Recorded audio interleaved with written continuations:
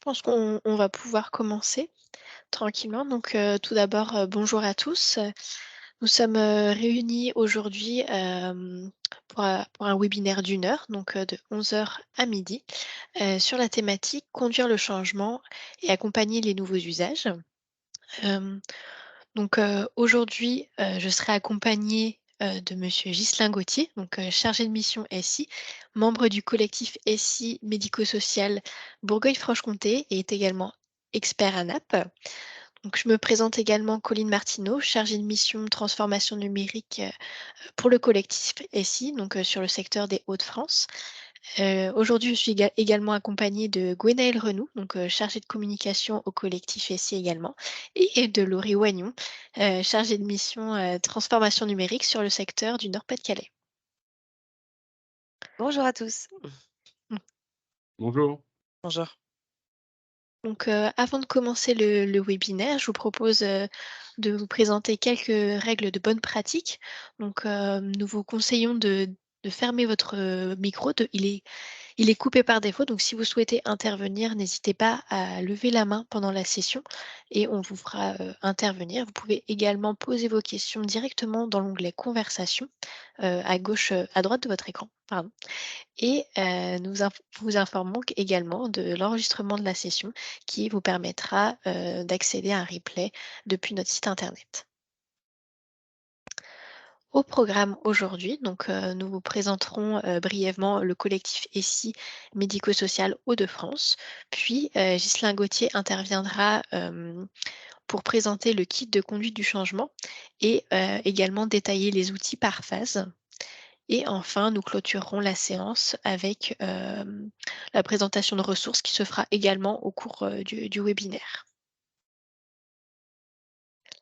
Donc au niveau du collectif ESSI, nous sommes une association, donc une association créée, en 2021, qui est née, de la volonté de 7 fédérations de travailler ensemble autour des enjeux de la transformation numérique, des systèmes d'information et des services numériques en santé.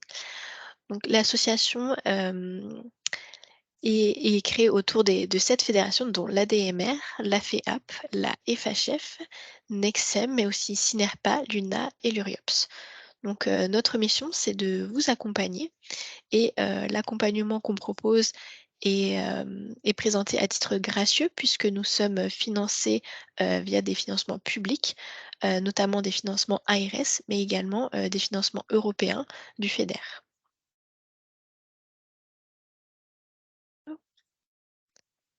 Donc, vous l'aurez compris, aujourd'hui, nous sommes, dans un cycle de webinaires qui est proposé par le collectif SI.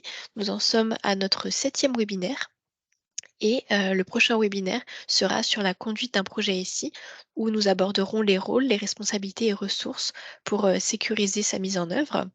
Et pour l'ensemble des webinaires qui, ont déjà eu lieu, vous pouvez retrouver, les replays directement sur, notre site internet. Gwenaëlle vous a mis le lien, dans la conversation. Donc tout de suite, je laisse la parole à Ghislain Gauthier qui va, vous présenter, la thématique. Bonjour à toutes et à tous. Merci de m'accueillir au collectif Estime médico-social des Hauts-de-France pour l'animation de ce webinaire, notamment sur le sujet de conduire le changement et accompagner les nouveaux usages. Tout ce webinaire se base sur le kit de conduite du changement ANAP, hein, qui est une documentation que Gwenaëlle vous mettra à disposition à l'issue de ce webinaire, et qui apporte une méthodologie qui n'est pas spécialement dédiée au DUI, pas spécialement dédiée à tel ou tel projet, mais qui est valable pour tous les changements, notamment dans le système d'information. Un projet SI, c'est quoi? C'est un projet qui doit mobiliser un plus grand nombre de collaborateurs, qui est souvent, très, très souvent déployé dans des délais restreints, et on le voit sur le plan SMS numérique où la CNSA préconise de déployer une mise en conformité en 9 mois et de déployer un DUI en acquisition en 18 mois, ce qui est souvent un challenge. Et il faut absolument avoir une gestion de projet et une conduite de changement infaillible pour pouvoir tenir ces délais. et faire en sorte que le projet atteigne ses objectifs pour pouvoir toucher, je dirais, atteindre les usages et obtenir les 50% de la subvention. Tous ces changements peuvent générer des craintes. Alors, je ne veux même pas dire peuvent, vont générer des craintes, des résistances de la part des salariés.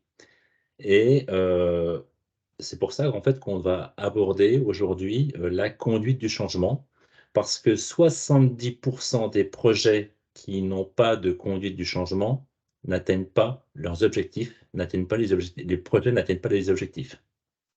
Est-ce qu'aujourd'hui, dans l'assistance, nous avons dans les personnes qui suivent ce webinaire, nous avons des personnes qui sont porteurs d'un projet ESMS numérique? Et pour ces personnes, avez-vous, je pense que vous avez tous une gestion de projet évidemment. Est-ce que vous avez tous intégré la conduite du changement dans votre gestion de projet? N'hésitez pas à lever la main ou à répondre par le chat si vous avez, si vous avez intégré la conduite du changement. Ou sinon on peut le faire ah voilà, monsieur Marc, Dachicourt. Ah non, il vient d'arriver, d'accord. Donc sinon, appuyez sur le plus pour les personnes qui ont, intégré, moi sur le pouce dans l'onglet «Réagir», pour les personnes qui ont intégré la conduite du changement dans leur gestion de projet.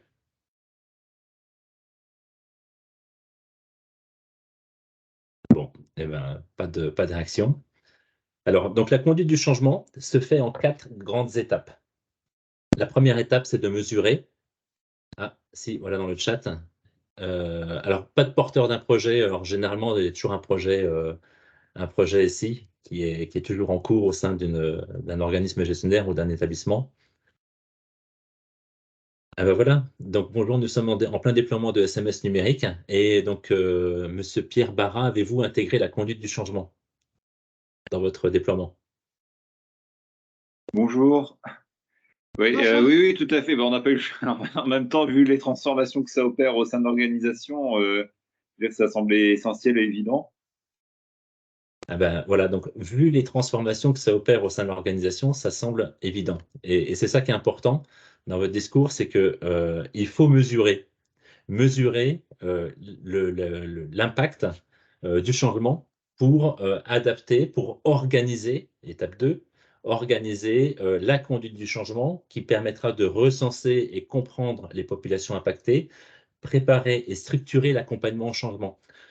Et comme vous l'avez dit, Monsieur Barra, vu la transformation que ça génère dans l'établissement, notamment si on est sur un projet d'acquisition et qu'on part d'un DUI où il n'y avait pas de DUI, on était encore en mode papier, quand on installe un DUI, donc forcément l'impact sur le métier des professionnels est énorme, donc il faut préparer et structurer l'accompagnement au changement.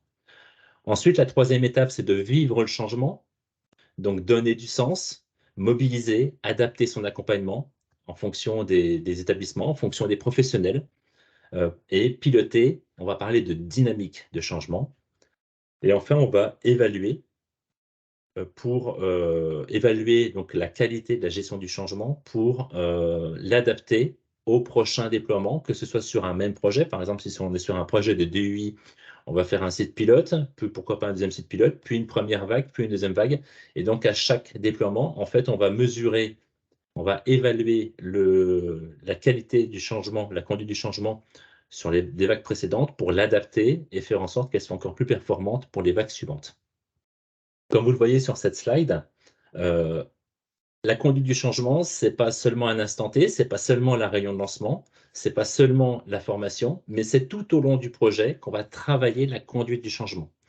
Que ce soit au lancement du projet, pendant le projet, très important, toute la partie communication, la partie organisation du support, et après le projet pour évaluer que le projet a bien atteint ses indicateurs d'usage et évaluer la prise en compte, l'appropriation des outils par les professionnels. Vous pouvez m'arrêter quand vous voulez, vous levez la main et c'est un échange entre nous. Donc, il y a des outils par phase. Donc, la première phase, mesurer. Donc, dès le lancement du projet, on va mesurer pour essayer de qualifier le changement. Qualifier, savoir si c'est une transformation importante, comme l'a dit M. Barra, voilà, ou si on est sur un changement qui a peu d'impact pour les professionnels. On va définir, au niveau des enjeux, on va essayer de donner des enjeux humains importants dans la place du projet. Bien souvent, on va penser indicateur d'usage, on va penser objectif du projet, on va penser financement du projet, mais on a toujours tendance à mettre de côté le côté humain pour le projet, c'est-à-dire l'impact pour les utilisateurs, l'accompagnement pour les professionnels, et ainsi de suite. Éviter de surestimer ou sous-estimer la nature du projet. Alors, on a souvent tendance à sous-estimer l'impact pour les professionnels. C'est rare qu'on surestime. Si on a surestimé, ben, tant mieux, c'est qu'il y a une belle appropriation par les professionnels. On va gagner du temps pour la suite et se focaliser sur l'essentiel. Voilà. Si on a bien préparé l'accompagnement au changement, on va pouvoir se focaliser sur le vrai déploiement du projet et pour le coup, on sera plus efficace. Être clair sur le projet. Pourquoi on fait le projet? Prendre du recul. Quel va être le changement réel? Quelle va être la plus-value pour les professionnels et pour l'accompagnement des usagers? Faire l'exercice de façon objective en se challengeant avec d'autres regards. On a forcément nos œillères à nous où on se dit ce projet, eh ben, il n'est pas énorme, il est cohérent et puis ça va beaucoup servir aux professionnels. Mais il faut arriver à avoir d'autres regards pour que d'autres personnes vous posent la question sur la vraie finalité du projet. Pourquoi on fait ce projet? À qui ça va servir? Est-ce qu'il y a une réelle plus-value ou est-ce que c'est pour se faire plaisir? Est-ce qu'il y aura un réel apport pour l'accompagnement des usagers, des personnes accompagnées, ou est-ce que c'est encore un truc en plus pour nous fliquer, pour voilà, je dramatise volontairement, je me mets un peu dans la peau des professionnels qui sont contre le changement. Donc, il y a deux outils pour faciliter tout ça. Évaluer l'intensité du changement avec un pré-diagnostic, donc en allant rencontrer des professionnels, en allant rencontrer des chefs de service, des directeurs d'établissement, et on peut structurer la réflexion avec la matrice SWOT. La matrice SWOT, tout le monde la connaît aujourd'hui, hein, donc force, faiblesse, opportunité, menace. C'est important de travailler les quatre côtés du cadran, notamment sur les opportunités. Quelle est la plus-value? Quelles sont les plus-values pour les professionnels et pour l'accompagnement? Ce n'est pas seulement un changement de système d'information. Voilà. Pourquoi on fait tout ça? Pour nous aider, nous avons des questions repères. Mon projet nécessite-t-il la mise en œuvre d'une conduite de changement? Si je prends 2 exemples, ou même 3 exemples, le premier exemple, ça va être je fais une montée de version, je change le socle technique, ça ne va rien changer pour l'utilisateur. Donc bah forcément, ma conduite du changement, elle ne sera pas forcément étoffée, puisqu'il n'y a pas d'impact pour l'utilisateur. Je fais une montée de version avec une interopérabilité vers les services socles, MSS, DMP. Donc là, le changement, il sera focalisé vers quelques utilisateurs. Un changement qui est plus important qu'une montée de version technique, mais avec un impact beaucoup plus faible pour les utilisateurs. Par contre, je passe d'une organisation papier à une organisation DUI. Là, il y a un vrai impact pour l'utilisateur sur les processus métiers, sur la saisie des informations. Et là, il y a un accompagnement, il y a un vrai accompagnement au changement. Ai-je identifié les personnes pouvant me soutenir dans les dimensions d'accompagnement humain du projet? On va essayer de chercher les 20% qui sont convaincus. En fait, on a toujours les 20% qui sont convaincus de l'intérêt, on a 60% qui sont peut-être bien que oui, peut-être bien que non, et il y a les 20% qui sont contre tout. Donc, on va essayer de chercher ces 20% qui sont convaincus du projet, qui vont transmettre la bonne information pour convaincre les 80 autres pourcents. Ai-je suffisamment challengé et fait converger mon pré-diagnostic avec les personnes référentes, RH Manager? C'est ce que je disais tout à l'heure, en fait.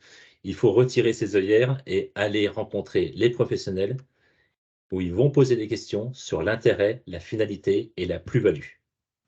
Ai-je partagé les enjeux humains? Voilà, on va mettre l'humain au cœur du projet. Ce n'est pas un projet de système d'information, ce n'est pas un projet informatique, ce n'est pas un projet uniquement financier, ce n'est pas un projet uniquement d'indicateurs, c'est un projet humain. Comment on crée la dynamique pour que l'ensemble des professionnels d'un organisme gestionnaire adhèrent à ce projet. Avec le commanditaire et les personnes ressources, forcément. Avez-vous des questions sur cette première étape? C'est une première étape assez généraliste hein, pour déterminer l'intensité du changement. Ensuite, on va organiser le changement. Donc ici encore, pourquoi? Pour recenser les impacts et les populations impactées. Très important, recenser les impacts. Ça veut dire qu'il faut travailler pour chaque population dans un établissement. Est-ce qu'elle sera impactée, oui ou non? Si oui, à quel niveau? Est-ce qu'il y a des changements de processus? Est-ce qu'on génère des actions complémentaires? Est-ce que il y a comment on met en avant la plus-value? Est-ce que ça va coûter du temps professionnel? Est-ce qu'on risque pas de les mettre en défaut, ces professionnels? Parce qu'ils sont experts de l'accompagnement, ils ne sont pas forcément experts dans le numérique. Et donc, c'est important de recenser les impacts et les populations impactées.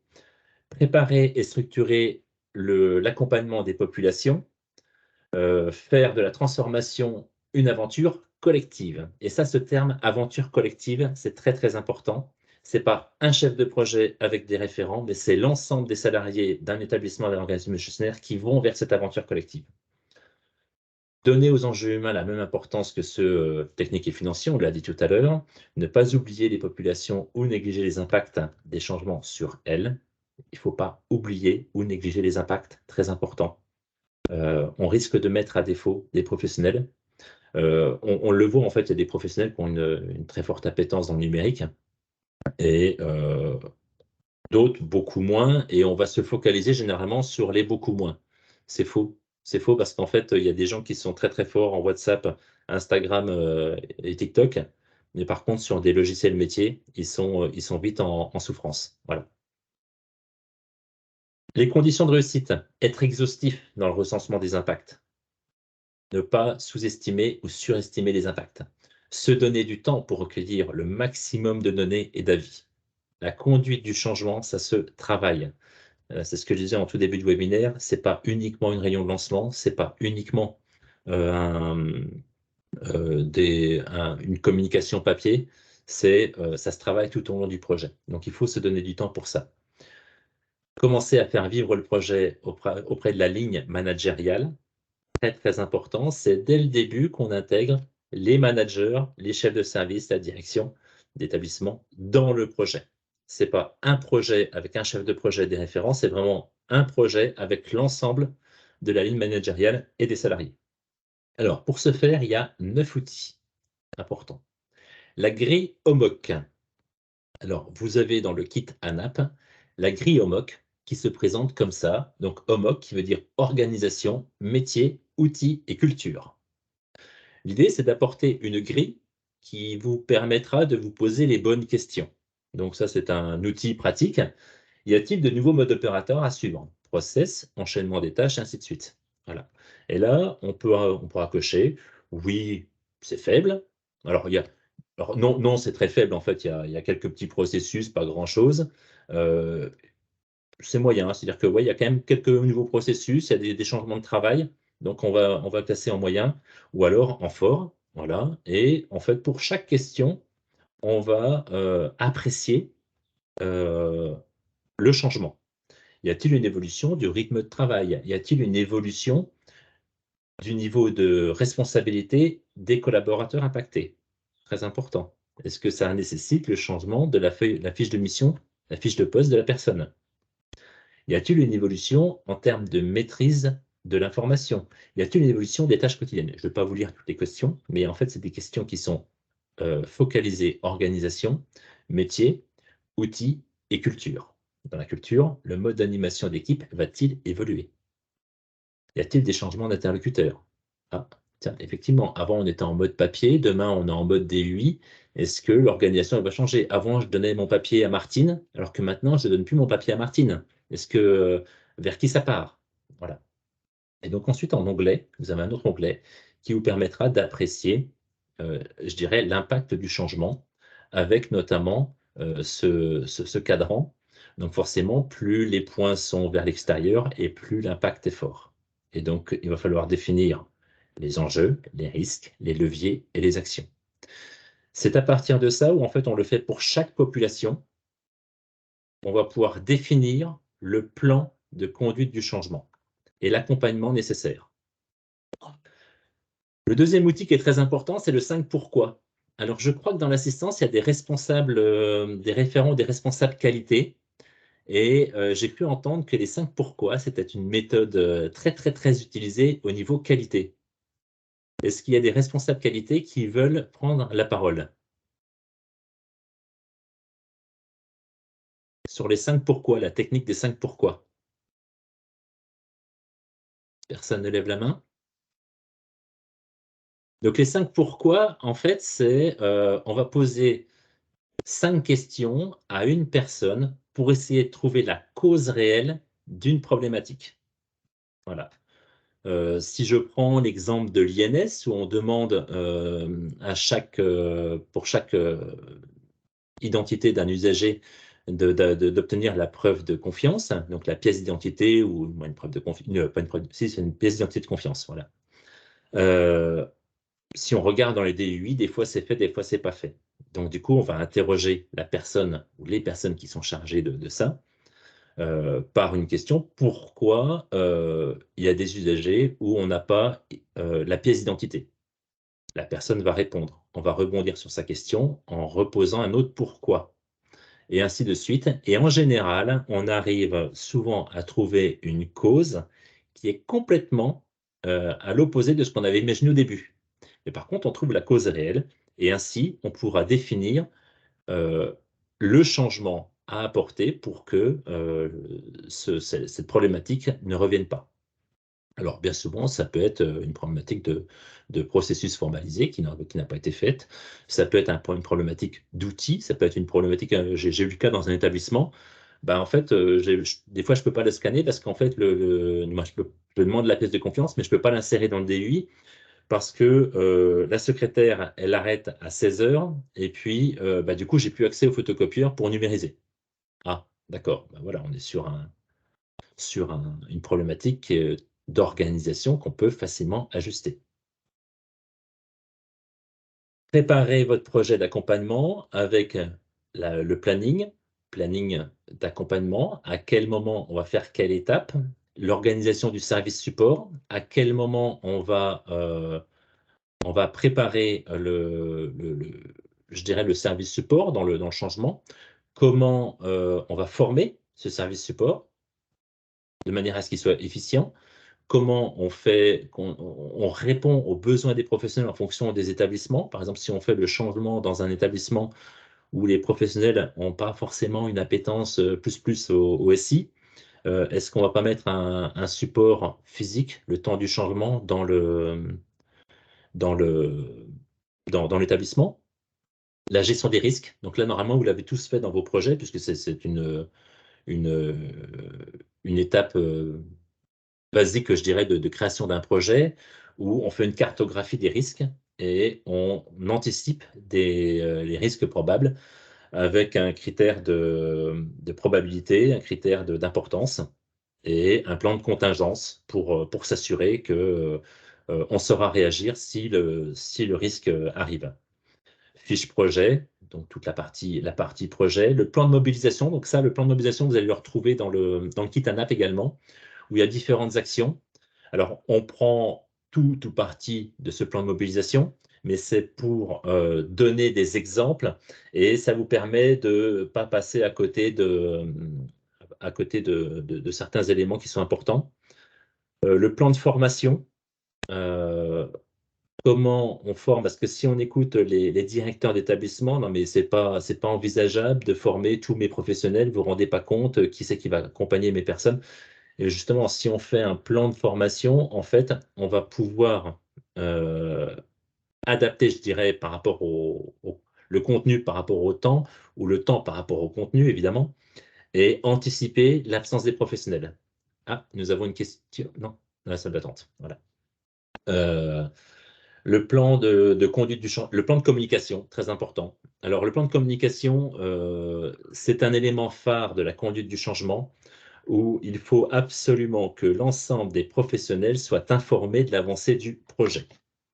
Notamment, si à un moment donné, vous sollicitez les professionnels au début du projet dans des ateliers de conception et qu'il se passe 6 mois, 9 mois, 1 an avant l'arrivée du logiciel et que personne, il y a un micro qui est ouvert, et que personne n'a reçu d'informations sur l'avancée du projet, les gens vont se dire, ben voilà, ils m'ont sollicité et j'ai pas de nouvelles, je suis mis de côté, donc du coup, je serai contre le changement. Donc très important, le plan de communication. Il faut se servir des communications pour mettre en avant ce qu'on a pu voir dans l'étape 1 sur la recherche des plus-values, les opportunités. Dans ce plan de communication, on va se servir des opportunités comme teaser du logiciel. Et donc, évidemment, le plan de conduite du changement, puisque la conduite du changement, ce n'est pas uniquement le plan de communication, mais c'est aussi toute l'organisation, dont le plan de formation, dont la conduite des formations, dont l'accompagnement au plus près des professionnels, l'organisation du service support, la formation du service support, et ainsi de suite. Donc, tout ce que je vous dis là, en fait, c'est dans le kit ANAP, sur la partie tous les documents annexes qui sont liés à ce kit. Nous avons des questions repères également. Ai-je identifié les populations à intégrer dans mes différents plans? Dans tous les cas, 100% des populations devront être interrogées. Des catégories de population. C'est-à-dire qu'à un moment donné, si on dit, OK, on a vu la population administrative, on a vu la population d'accompagnement, c'est bon, on a fait le tour de tout le monde. Eh bien non, il y a toute la ligne managériale, par exemple, qu'on n'a pas vue. Il y a peut-être des professionnels d'accompagnement qui ne seront pas sur le même impact que d'autres. Donc, il faut absolument être vigilant, à être très, très exhaustif dans les populations à interroger sur les différents plans, notamment avec la grille HOMOC, comme on a pu le voir tout à l'heure. L'analyse des impacts est-elle complète et partagée par les managers concernés? Alors, cette étape, concrètement, vous avez rencontré des professionnels et vous avez fait votre grille HOMOC avec une évaluation de l'impact du changement, avec toutes les opportunités qui vont bien, et ainsi de suite. Et après ça, on le présente à la ligne managériale et ils apportent un regard différent qui va être complémentaire et que les professionnels n'auront pas forcément vu ou que le directeur n'aura pas forcément vu quand on a le regard des professionnels. Et donc, il faut absolument que ces managers aient la visu complète et qu'elle soit partagée sur l'impact des changements, car on s'appuie sur la ligne managériale pour faire la promotion du changement. Cette promotion du changement va permettre l'adhésion des professionnels au changement. La stratégie d'accompagnement, mobilisation, formation et communication est-elle définie au regard de l'analyse d'impact? Quand on est sur un impact, quand on est face à des professionnels qui n'ont pas forcément compris la finalité du projet, il faut définir une communication adaptée pour mettre en avant la plus-value et l'intérêt du projet. Pourquoi on va là-bas? C'est pas encore un projet encore en plus, c'est pas pour nous fliquer, c'est pas pour créer encore du système d'information. Ouais, moi je suis un professionnel d'accompagnement, je suis pas un informaticien. Pourquoi on me demande de saisir encore ça? C'est pour nous fliquer, ainsi de suite. Donc tous ces éléments-là, en fait, on va les tuer, je dirais, grâce à la communication qui va mettre en avant la plus-value du projet. L'équipe d'accompagnement de la transformation est-elle constituée? Avant qu'on vive le changement, il faut absolument s'assurer que l'organisation, le support, pendant le changement, soit bien réalisé, que les personnes du support soient bien formées, qu'elles maîtrisent et que le canal d'accès à ce service support soit fiable et performant, adapté par rapport aux besoins des professionnels. La gouvernance du projet du changement est-elle définie? Alors évidemment, là on quitte un peu Là, on est vraiment sur la gouvernance du projet. Ça veut dire que on n'est pas forcément sur la conduite du changement en tant que tel, mais les deux sont liés. Donc, il faut absolument que la gouvernance soit présente pour valider, et c'est ce qu'on voit en dernière question, qui est mon sponsor? Mon sponsor, ai-je le OK de mon sponsor? C'est pas le chef de projet tout seul qui va décider euh, de la cadence de déploiement et de l'organisation du support de son changement. Il faut que ce soit proposé par le chef de projet, validé par les sponsors, qui lui se chargera de convaincre la ligne managériale. Voilà. Et toute cette organisation de gouvernance autour du projet, elle prend tout son sens pour absolument convaincre et avoir l'adhésion de tous les professionnels au changement. Ai-je les bons indicateurs pour la mise en œuvre du projet? Alors, pour ce faire, en fait, je vous invite à consulter une documentation ANAP qui est sortie il n'y a pas très très longtemps sur les indicateurs du DUI, où en fait l'ANAP propose des indicateurs pour chaque module fonctionnel du DUI. Ce n'est pas nécessaire de prendre tous les indicateurs, mais l'idée c'est de définir les bons indicateurs pour mesurer si le changement, si le projet, il avance correctement.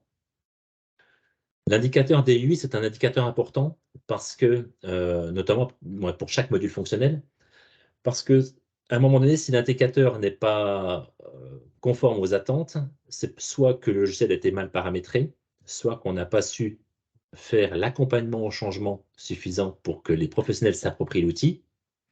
Dans tous les cas, c'est rarement le problème du professionnel. C'est rarement la cause. Le professionnel est rarement la cause d'un non-usage, hein. C'est que l'organisation qu'on a mis en place, elle n'est pas forcément en adéquation pour que le professionnel aille sur tel ou tel module fonctionnel. Donc, ai-je les bons indicateurs pour la mise en œuvre du projet? Ça, c'est très important également. En fait, tout est important. Et puis voilà, quoi. La gouvernance du projet du changement a été définie, on en a parlé. Avez-vous des questions sur cette étape 2, organiser le changement? C'est le moment de poser vos questions. Qui aujourd'hui a mené, a utilisé des outils pour sa conduite du changement? Dans les outils qui sont, qui a utilisé un des 9 outils ou plusieurs des 9 outils proposés?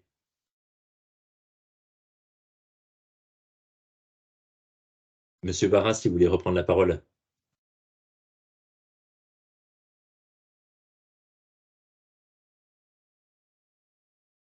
Non, pas de prise de parole. Alors, je ne sais pas si les micros sont verts. Oui, les micros sont activés. En tout cas, il est possible de les activer. D'accord, mais n'hésitez pas, hein. Donc ensuite, la troisième étape, c'est de vivre le changement, donc donner du sens pour réussir le lancement, mobiliser, adapter son accompagnement et piloter la dynamique. Les enjeux, c'est de mobiliser les énergies, faire en sorte que, vous savez, les 20% qui sont convaincus, ils arrivent à être mobilisés pour aller convaincre les 80 autres pourcents. Donc il y en a 60% qui vont être facilement, qui vont adhérer facilement au projet, mais on a quand même les 20% de réticents. Et là, il faut qu'on arrive à les convaincre et leur montrer la plus-value pour leur métier. Bien souvent, les gens qui sont contre le projet, c'est pas qu'ils sont contre pour le plaisir d'être contre, c'est simplement qu'ils n'ont pas compris l'intérêt et qu'ils ont le sentiment qu'ils vont être encore fliqués. Voilà. Ou alors, c'est peut-être qu'ils sont en difficulté par rapport à l'outil qu'on a proposé. Et dans ce cas-là, c'est pour ça que le changement va venir les rassurer. Identifier et mettre en avant ses alliés. Je parlais des 20%. Les 20%, ce sont les alliés. Il y a la ligne managérale qui est alliée également, qui va permettre de faire la promotion du changement. Comprendre les réactions et contenir le nombre d'opposants. On aura forcément des réactions contre. On aura forcément des réactions des opposants au changement. Et il faut qu'on arrive à mettre en avant les plus-values. Donc une plus-value, c'est soit un plus pour l'activité du professionnel. Il faut que le professionnel, en tant qu'humain, il faut qu'il s'y retrouve.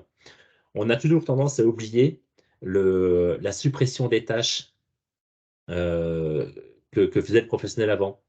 C'est-à-dire, si je reprends l'exemple du mode papier au mode DUI, Pour les consignes, ben, on écrivait ça dans un cahier de consignes pour telle partie, on l'écrivait dans un autre endroit, on l'écrivait, et j'ai vu ça dans un OG où en fait on écrivait 5 fois une consigne sur 5 cahiers différents pour 5 services différents. Et là, pour le coup, après ça, on a dit à la personne, là, maintenant, il faudra le saisir dans le DUI, la consigne. D'accord? Mais on a oublié de lui dire que c'était plus la peine de le saisir dans les 5 cahiers. Et là, si on avait été cohérent dans la conduite du changement, en mettant en avant la plus-value pour le professionnel aurait compris que plutôt que de faire le travail 5 fois, il ne le fait plus qu'une fois. Et ben là, pour le coup, il y a une adhésion directe. Bénéficier de l'appui des sponsors et des parties prenantes, d'où l'intérêt d'avoir intégré, d'avoir une gouvernance de projet et d'avoir intégré la ligne managériale dès le début du projet. Identifier les ressources, identifier les conditions d'adhésion. Qu'est-ce qui fait qu'un professionnel va adhérer au projet? Ça, on le voit pendant qu'on vit le changement. On s'aperçoit qu'il y a des choses qu'on avait imaginées qui ne sont pas forcément perçues comme on le voudrait par les professionnels et d'autres éléments qu'on n'avait pas imaginés et qui finalement sont des vecteurs pour convaincre les professionnels. Prendre le temps d'écoute, de constat, de prise de recul. Un professionnel qui est en souffrance face à un outil, il faut prendre le temps de l'accompagner, il faut prendre le temps de l'écouter, parce que c'est le professionnel qui sait pourquoi il est en souffrance. Et si un professionnel est en souffrance sur un outil, il y a forcément d'autres professionnels qui le sont également, mais qui ne le disent pas. Voilà, ils prennent ça pour eux. Donc, le temps d'écoute, de constat, de prise de recul est très important. D'où l'intérêt d'aller dans l'établissement, sur le terrain quand on fait un changement. Identifier et associer les acteurs clés. Vous savez, je vous ai parlé des 20% qui sont à fond pour le projet au début. Dans ces 20%, il y a des gens qui sont pédagogues, il y a des gens qui ont une forte appétence pour le numérique. Et en plus, ils connaissent parfaitement bien le métier, en plus de connaître parfaitement bien les personnes qui sont en difficulté. Et donc là, en fait, ce sont des acteurs clés. Ce sont des acteurs clés qui vont pouvoir faciliter parce que il y a une confiance qui existe déjà entre ces professionnels. Et donc, du coup, les professionnels vont pouvoir se parler, s'entendre et s'écouter. À l'inverse, quand on est externe, on arrive du siège, par exemple, on arrive avec un beau projet, c'est encore quelqu'un du siège qui est là pour nous fliquer, et donc forcément, l'écoute, elle sera plus dans la réserve. 5 outils pour vous aider dans cette phase. Structurer la vision, document d'annonce de projet. C'est un outil qui, à mon sens, vient avant l'annonce du projet, qui vient dès la phase 1, où en fait, c'est l'outil qui va servir à la ligne managériale pour démystifier, pour vendre le projet, le commercialiser. Oui, j'utilise le mot commercialiser parce qu'à un moment donné, il faut arriver à vendre ce projet, quoi. Animer une réunion stimulante en engageant l'action des équipes. Voilà. Ce sont les équipes qui doivent pouvoir participer au projet, qui doivent pouvoir définir leur changement. Voilà. Et ce n'est pas une réunion descendante, mais c'est vraiment une réunion de partage. Comprendre la dynamique collective. Je vous ai dit en intro qu'il faut absolument qu'on parle de dynamique collective, sociodynamique, carte des partenaires, avec qui on peut échanger, sur qui on peut s'appuyer pardon, pour convaincre les personnes et comment on doit adapter son changement par rapport à l'actualité de l'établissement. C'est-à-dire qu'on ne va pas arriver dans un établissement pour créer un changement de DUI s'il est sous le coup d'une évaluation ARS, par exemple. Il faut être cohérent. Si on a 10% ou 20% des professionnels qui sont absents suite à des arrêts maladie, forcément, on ne va pas y aller dans des conditions qui ne sont pas favorables. Influencer la dynamique collective, stratégie des alliés. Voilà, on reparle de dynamique collective, toujours. Les alliés, les 20 premiers pourcents, il faut arriver à les valoriser, il faut arriver à leur faire comprendre qu'on compte sur eux, et il faut les influencer pour qu'ils soient moteurs dans le projet, qu'ils soient leaders sur le projet. et engager son équipe avec une feuille de route. Quand on dit son équipe, c'est toute l'équipe projet. À un moment donné, il faut qu'on s'engage. Quand on s'engage, c'est qu'on dit, voilà, le projet sera comme ça, comme ça, comme ça. Ça va vous permettre de faire telle action plus facilement, telle chose plus facilement. Et il ne faut pas qu'il y ait de déception à la livraison. Parce que vendre du rêve, c'est bien, mais vendre de la réalité, c'est mieux. Voilà. Il faut que les professionnels retrouvent 100% de ce qui a été proposé, annoncé lors des réunions de concertation, lors des communications. Si on met en avant une plus-value, on ne peut pas arriver le jour J du changement pour dire « Ah ouais, non, mais ce que je vous ai promis, en fait, ça arrivera dans 3 mois. » Ça, c'est pas possible. Sinon, on ne fait pas le changement. Donc ici encore, on a des questions repères. Ai-je obtenu l'adhésion du plus grand nombre? On dit bien le plus grand nombre parce qu'il y aura toujours des réfractaires aux réfractaires aux réfractaires, qui fait qu'il y a des gens qui sont contre tout. Le sens et les enjeux du projet ont-ils été partagés par les managers? Donc, très important de sentir ça quand on est en échange direct avec les équipes. Est-ce que le manager, il avait bien compris le sens du projet? Est-ce que la communication que le manager a fait est conforme à ce qu'on attendait? Ai-je mobilisé toutes les énergies pour l'efficacité du projet? Est-ce que je suis bien allé chercher les acteurs clés dans les 20%, ceux qui ont la confiance des réfractaires? Les managers sont-ils équipés pour les déployer auprès de leurs équipes? Est-ce que les managers, ils ont des outils de communication? Est-ce qu'ils ont le langage, les éléments de langage, la sémantique pour expliquer clairement le projet?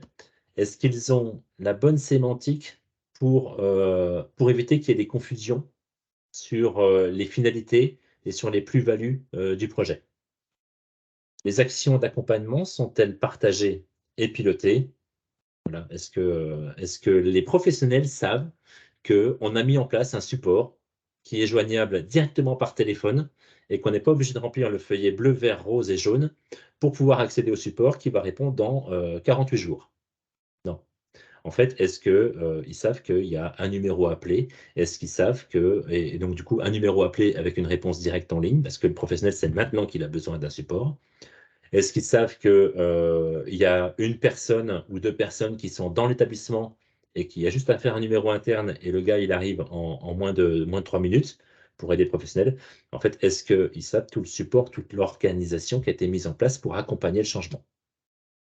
Ça, c'est très important aussi parce que bien souvent, dans un projet avec une transformation importante, on a tendance à mettre des belles actions avec des belles organisations, mais on oublie de dire que ces organisations et ces actions sont à disposition des utilisateurs. Voilà. Avez-vous des questions avant que j'attaque les phases 4 sur l'évaluation? Est-ce que ça vous semble cohérent toutes ces phases et tous ces outils proposés? Donc là, pour les outils proposés, on est dans le pratico-pratique, hein. C'est dans le kit ANAP, il y a les fichiers Excel qui vont bien, où il faut remplir. Ce fichier Excel vous permet de vous poser les bonnes questions. Et bien, toujours pas de questions, donc je vais poursuivre. Évaluer. Ah, une question de Monsieur Barra. Je vous écoute. Non, pas de question, juste une remarque. Des fois, il peut y avoir aussi un décalage entre ce que la société. En fait, nous, si vous voulez, on est parti sur une évolution de notre logiciel de soins pour intégrer les prestations, enfin les services socles. Donc, il y a la MSS Santé, l'INS et le DMP V2. Vous m'entendez? Oui, Oui. oui, oui, Ouais, on vous entend. excusez-moi. Ok, Ouais. non, comme j'entendais. Et des fois, il peut y avoir un petit décalage, si vous voulez, entre ce que la société d'édition vous vend, hein, et puis au final, la réalité sur le terrain. Donc, c'est aussi des complexités à gérer parce que forcément, comme vous le dites à juste titre, il ne faut pas vendre du rêve, mais des fois, même en tant que porteur de projet, on nous vend du rêve et en fait, on fait redescendre ce qu'on nous dit et enfin ce qu'on nous vend et il peut y avoir un décalage après avec la transposition sur le terrain. Et donc, c'est vrai Tout que à c'est compliqué fait. à gérer derrière parce que faut continuer à motiver les gens, sachant que des fois, il y a des prestations qui sont pas à hauteur ou qui sont même pas encore fonctionnelles par rapport à ce qui avait été annoncé, quoi. C'est ça. Et c'est pour ça qu'en fait, la communication, la conduite du changement est très, très liée à la gestion de projet. Et c'est pour ça qu'en fait, il y a des communications qu'on va engager seulement après la phase de recettage pour être sûr de ce qu'on dit et pas vendre du rêve. Voilà. Ouais, Mais ça, c'est pas je suis en train forcément de le évident, vivre, parce donc que c'est compliqué à ouais. gérer.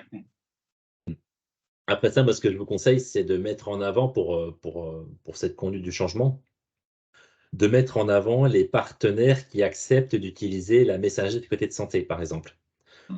Il faut arriver à recontextualiser au plus proche de l'établissement la conduite du changement. Et si on dit que dans la communication, si on dit, bah voilà, on va pouvoir échanger avec les pharmacies, avec les médecins et tout ça, c'est bien, mais c'est trop vague pour un professionnel qui travaille à la rue du Pont.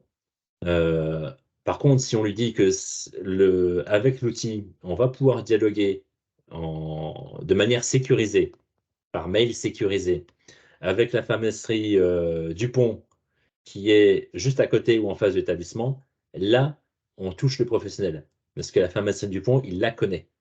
Voilà. Et c'est pour ça qu'en fait, il ne faut pas s'engager sur des grandes fonctionnalités, mais bien être sur du factuel, du compréhensible pour le professionnel dans l'établissement. Donc, ce qui veut dire que concrètement, on va adapter sa communication par rapport à l'établissement à chaque fois. Et bien tant pis, ça fait partie de la conduite du changement. Si cette communication adaptée à l'établissement peut faire adhérer 95%, 97% des professionnels, et bien tant mieux. Voilà. L'idée, c'est d'arriver à obtenir l'adhésion des professionnels et donc de favoriser l'usage des logiciels. Évaluer, donc tirer des enseignements. Donc l'objectif, ça c'est très très important aussi, ça fait 25 fois que j'ai très très important, mais peu importe. C'est de se dire, tout ce qu'on a mis en place avant, est-ce que ça a servi et qu'est-ce qu'on doit adapter pour que ce soit encore plus efficient et plus performant pour la prochaine vague de déploiement. Prochaine vague de déploiement du même projet, par exemple, ou pourquoi pas pour un autre projet de système d'information. Autant se servir, parce que des projets de système d'information, on en a tous les ans, tout le temps, et tant mieux, c'est ce qui fait vivre le système d'information. Et donc des conduites du changement, on va en avoir tout le temps. Et c'est de se dire comment j'évalue ma conduite du changement pour pouvoir en faire un socle, une référence pour mes prochains systèmes d'information. Donc, faire un bilan objectif de la transformation au regard des objectifs initiaux. Donc, on dit bien faire un bilan objectif. Ça ne sert à rien de se taper sur le ventre en disant que tout va bien dans le meilleur des mondes. Si c'est un changement qui s'est fait dans la douleur, il faut être objectif, il faut le dire, il faut l'écrire. Pourquoi il s'est fait dans la douleur? Faire un bilan de l'accompagnement proposé et de l'appropriation du projet. On a mis en place une équipe support, personne n'a appelé. Pourquoi? Mais par contre, ils ont fait appel à des équipes, à des référents avec qui ils avaient confiance. Donc, ce qui veut dire que sur mes prochaines vagues, plutôt que de mobiliser des personnes à 100% du temps en équipe support par téléphone, il faut peut-être mieux que je mette des personnes sur site pour aider les professionnels. Les enjeux, les projets se terminent souvent sans que ce soit réellement annoncé. C'est le cas. Ben, souvent, ça y est, on a fait le changement. Et entre-temps, il y a 3 autres projets qui sont tombés, donc on n'a pas le temps de faire le bilan. Alors que c'est très important aussi de communiquer sur la fin de projet. Voilà toute l'énergie qui a été dépensée. Regardons dans le rétroviseur tout ce qu'on a fait. Voilà, c'est ça le truc. Conditions de réussite du changement, il faut tirer des enseignements. Voilà, comme je disais par exemple, avec l'équipe support, appeler, solliciter ou pas solliciter. La ligne managériale, est-ce qu'elle a bien suivi le discours? Est-ce qu'elle a bien animé la dynamique auprès de ses professionnels? Et pour ce faire, vous avez 2 outils, un outil de sondage d'appropriation. Et surtout, derrière cet outil de sondage d'appropriation, utilisez les indicateurs ANAP sur le DUI, sur les modules fonctionnels du DUI, car vous verrez que, par exemple, il y a certaines fonctionnalités qui ne sont pas forcément bien utilisées. Donc, à comprendre pourquoi. Et enfin, là, une grille classique de retour d'expérience pour mesurer à chaud, volontairement à chaud, l'expérience de la conduite du changement. Donc là, on quitte un peu la gestion de projet, mais vraiment la conduite du changement. Est-ce qu'elle était efficace? Est-ce que le plan de communication que Gwenelle, par exemple, aurait pu faire est-ce qu'il était cohérent par rapport à l'avancée du projet? Ou est-ce que Gwenaël n'a pas survendu des fonctionnalités que Pierre a dit que finalement, il ne serait pas dedans? Voilà. Pour finir, quelques petites questions. Quels sont les points forts et les points d'amélioration du projet? C'est du grand classique. Existe-t-il une capitalisation de la documentation de projet ou si oui, est-il facilement accessible pour les projets futurs? Voilà. La notion de conduite du changement, elle devrait être systématique dans chaque projet SI. Un bilan de transformation a-t-il été mené auprès des acteurs clés du projet? Donc là, sur les projets de DUI, forcément, il y aura un bilan, puisque c'est au bilan des indicateurs d'usage que les 50% de la subvention seront versés. Je vais laisser la parole à Colline pour la suite de ce webinaire. Tout à Voilà. fait. Je te remercie, Ghislain, pour ton intervention. Si vous avez des questions, n'hésitez pas. Voilà, il est encore temps. On peut aller justement un peu plus loin avec des questions. Autrement, Gwenaëlle vous mettra à disposition des ressources, donc le kit de conduite du changement. Elle l'a déjà mis voilà, sur la conversation et il sera également joint au support, si je ne me trompe pas, Gwenaëlle. Oui, c'est ça, tout à fait. Ça sera indiqué pardon, sur le support et le support vous sera bien sûr envoyé par mail. Voilà, tout Alors, à fait. ouais. En complément, ce kit, pour l'instant, vous l'avez dans le chat parce qu'il n'est plus sur la plateforme ANAP. Et normalement, la semaine prochaine, il va revenir sur la plateforme ANAP. Voilà. Tout à fait. Ensuite, au niveau des prochains webinaires, il y a le dernier webinaire qui aura lieu le mercredi 3 mai, donc sur conduire un projet SI, donc les rôles, responsabilités et ressources pour sécuriser sa mise en œuvre.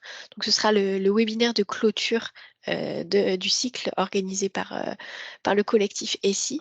Et si vous souhaitez revisionner les webinaires précédents, l'ensemble des replays sont disponibles sur notre site internet.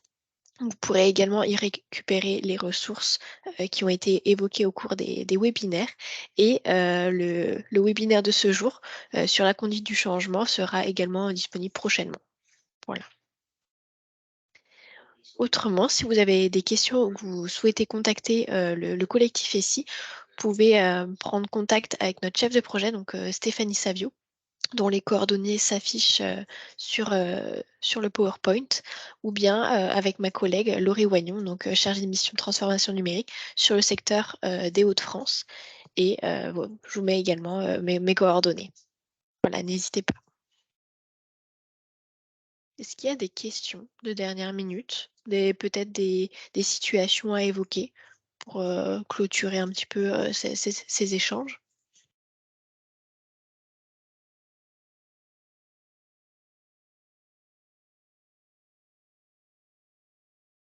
Non.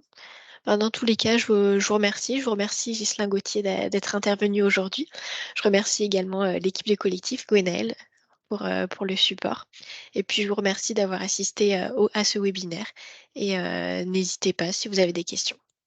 Voilà. Merci pour la présentation. Merci Merci à beaucoup. vous. Au revoir. Merci. Au revoir. Au revoir. Au revoir. Merci, au revoir. Merci. Au revoir.